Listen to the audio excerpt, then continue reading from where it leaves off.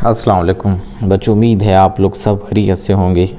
आज हम English class 10th new book 2026 आपके chapter number 7 poem time Percy B Shelley, तो इसका आज हम एक्सरसाइज शॉर्ट क्वेश्चंस को सॉल्व करेंगे।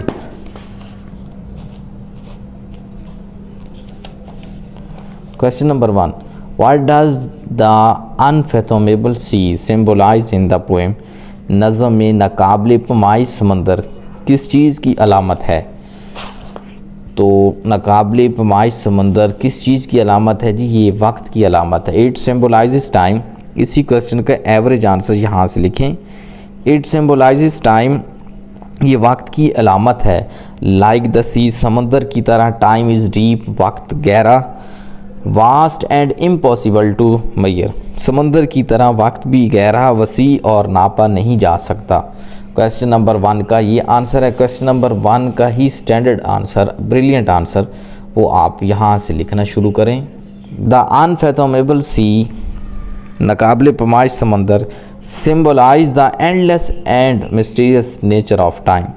नाकाबिले पैमाइश समंदर वक्त की लामतनहाई और पुरअसरार फितरत की अलामत है। It shows that time is vast and can not be fully understood और कंट्रोल्ड बाय ह्यूमंस। ये जाहिर करता है कि वक्त बहुत वसी है और इंसान इसे मुकम्मल तौर पर समझ नहीं सकते और ना ही इस पर काबू पा सकते हैं। वाइट वर्ड्स और phrases show time's power over human lives. कौन से अल्फाज और जुमले इंसानी ज़िंदगी पर वक्त की ताकत को ज़ाहिर करते हैं।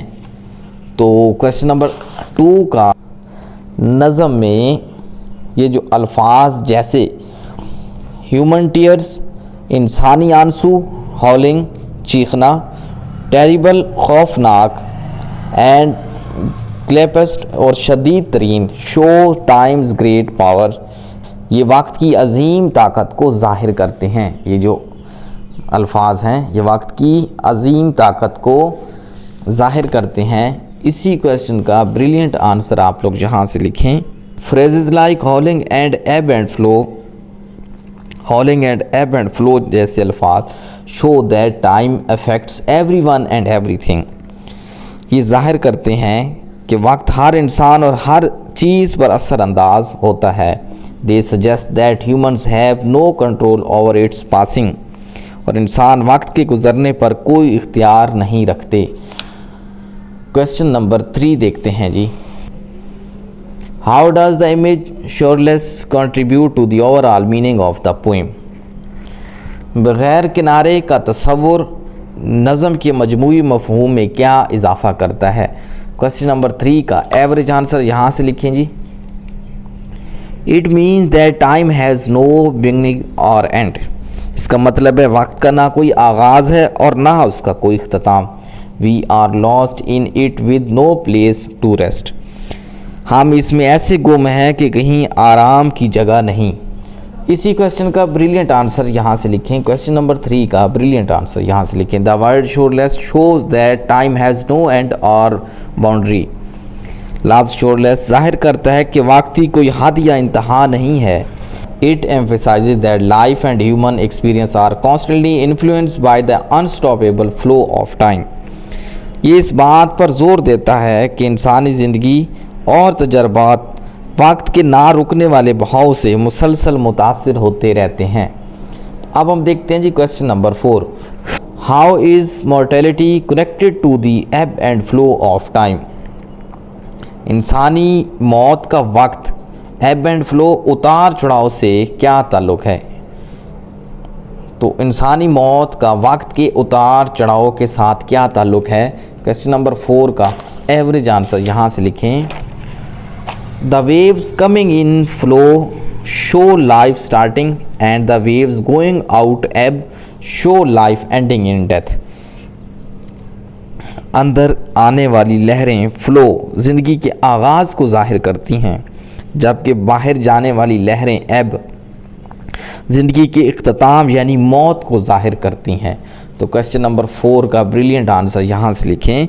द एब एंड फ्लो उतार चढ़ाव of time reminds us that life is temporary. वक्त का उतार चढ़ाव हमें याद दिलाता है कि ज़िंदगी आर्जी है। Just as tides rise and fall human life begins and ends showing the link between time and mortality. जिस तरह लहरें चढ़ती और उतरती हैं, इसी तरह इंसानी ज़िंदगी भी शुरू होती है और ख़त्म हो जाती है, जो वक्त और मौत के दरमियान ताल्लुक़ को ज़ाहिर करती है। अब हम देखते हैं जी question number 5। Question number 5, what is the tone of the poem? नज़म का अंदाज़ बयान कैसा है? How does Shelley use language to create this tone? Shelley ने ये लहजा पैदा करने के लिए कैसी ज़बान इस्तेमाल की? हम क्वेश्चन नंबर 5 का एवरेज आंसर यहाँ से लिखें बेटा। The tone is scary and sad. नज़म का लहजा खौफनाक और गमगीन है। He uses dark words to make the readers feel afraid of time. शायर डरावने अल्फाज इस्तेमाल करता है ताकि कारी को, रीडर को वक्त से खौफ महसूस हो। क्वेश्चन नंबर 5 का ब्रिलियंट आंसर यहाँ से लिखें जी। The tone is serious and reflective. नज़म का लहजा संजीदा और गौर व फिक्र पर मबनी है। Shelley uses words like, Shelley इस्तेमाल करता है अल्फाज हॉलिंग, हॉलिंग का मतलब होता है जी चीखना, unfathomable and shoreless to make reader feel the power and endlessness of time. Shelley howling, unfathomable और शोरलेस जैसे अल्फाज इस्तेमाल करता है ताकि रीडर वक्त की ताकत और इसकी लामतनाहियत को महसूस कर सके। अब हम देखते हैं जी क्वेश्चन नंबर 6। क्वेश्चन नंबर 6 देखते हैं, how does Shelley personify time in the poem? Shelley ने अपनी नज़म में वक्त को किस तरह बयान किया? तो क्वेश्चन नंबर 6 का एवरेज आंसर यहाँ से लिखें। He describes time as a hungry monster that can shout and eat everything in its way. वक्त को एक ऐसे दरिंदे के तौर पर बयान करता है। हंग्री मॉन्स्टर ऐसे दरिंदे के तौर पर बयान करता है जो चला सकता है और अपने रास्ते में आने वाली हर चीज़ को खा सकता है। Shelley give time human qualities like how it howls or move like waves।